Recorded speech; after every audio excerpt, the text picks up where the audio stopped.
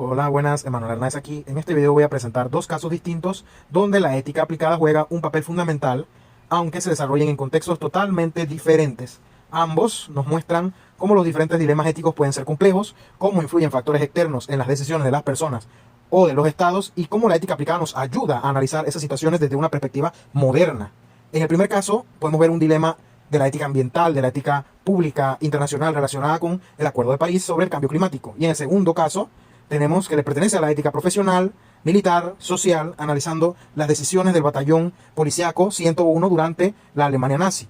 Ambos casos nos permiten reflexionar sobre la responsabilidad moral, la presión social, las decisiones difíciles y lo que significa actuar éticamente. Caso 1. El Acuerdo de París y el dilema ambiental. El Acuerdo de París, firmado en 2015 por 195 países, estableció el compromiso global de limitar el calentamiento del planeta a menos de 2 grados Celsius. Los países aceptaron reducir emisiones de forma voluntaria, cooperar para enfrentar la crisis climática. Sin embargo, de aquí surge un dilema ético importante.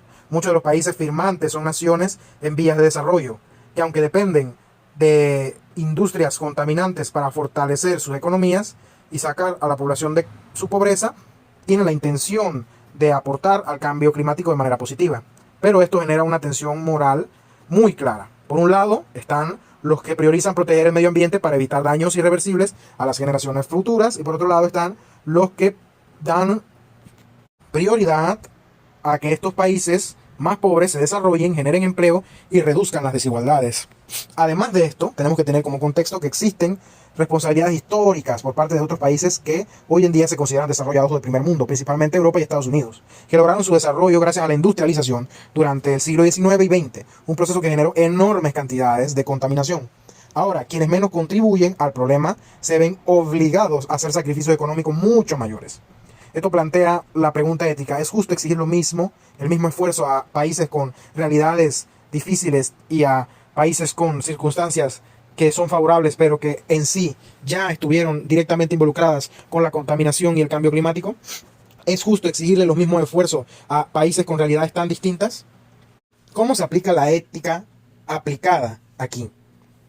Primero tenemos la ética ambiental, que evalúa el impacto de nuestras decisiones sobre el planeta y sobre las futuras generaciones. Propone un equilibrio entre desarrollo y sostenibilidad, sin sacrificar ni el ambiente ni el bienestar humano.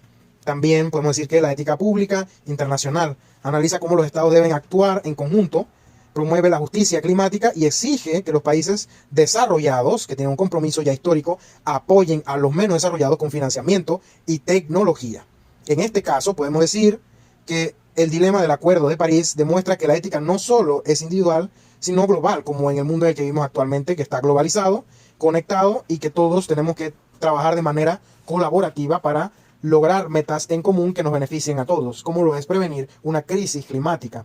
En este caso, la ética aplicada consiste en buscar soluciones a través de la cooperación, estableciendo responsabilidades diferentes y justicia climática para evitar que las medidas ambientales aumenten la desigualdad ya existente.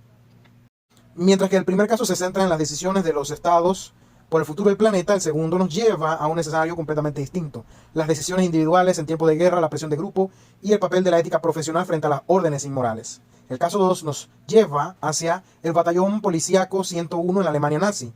El batallón fue una unidad compuesta por hombres de mediana edad, en su mayoría voluntarios, que en el 1942 recibió la orden de participar de las ejecuciones civiles hacia la población judía como parte de la solución final nazi.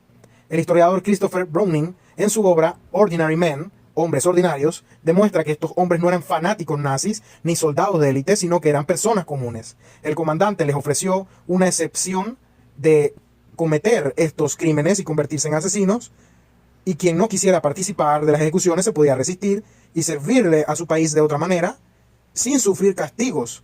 Pero aún así, solamente el 10% del batallón se negó y la gran mayoría del mismo decidió participar. ¿Por qué? Aquí entran factores clave, como el sesgo de conformismo. Muchos no actuaron por fanatismo, pero también muchos actuaron por miedo a ser vistos como cobardes, por presión de grupo, por temor al rechazo social de sus compañeros y de la sociedad alemana nazi en ese entonces, y por el deseo de encajar a la unidad. El peso de la desobediencia en un régimen autoritario también es un factor que tenemos que tener en consideración a la hora de poner una lupa y hacer juicios con nuestro criterio en nuestros tiempos actuales, pero para poder entender y poder aplicar la ética en estas circunstancias, tenemos que tener en cuenta todo el trasfondo histórico y social que se aplica en este caso específico. ¿Cómo se aplica la ética aplicada en este caso? Principalmente la ética profesional. Los policías tienen un deber ético de proteger vidas, no quitarlas. La ética profesional exige cuestionar órdenes injustas, incluso un contexto militar o político tiene esa permisión.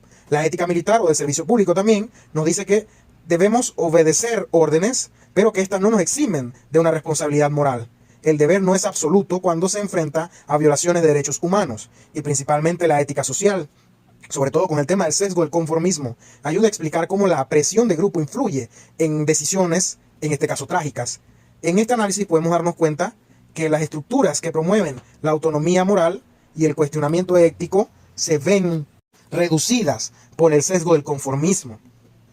El caso del Batallón 101 muestra que la ética aplicada es esencial para comprender cómo un profesional debe actuar frente a las órdenes inmorales, como la presión social puede distorsionar el juicio moral.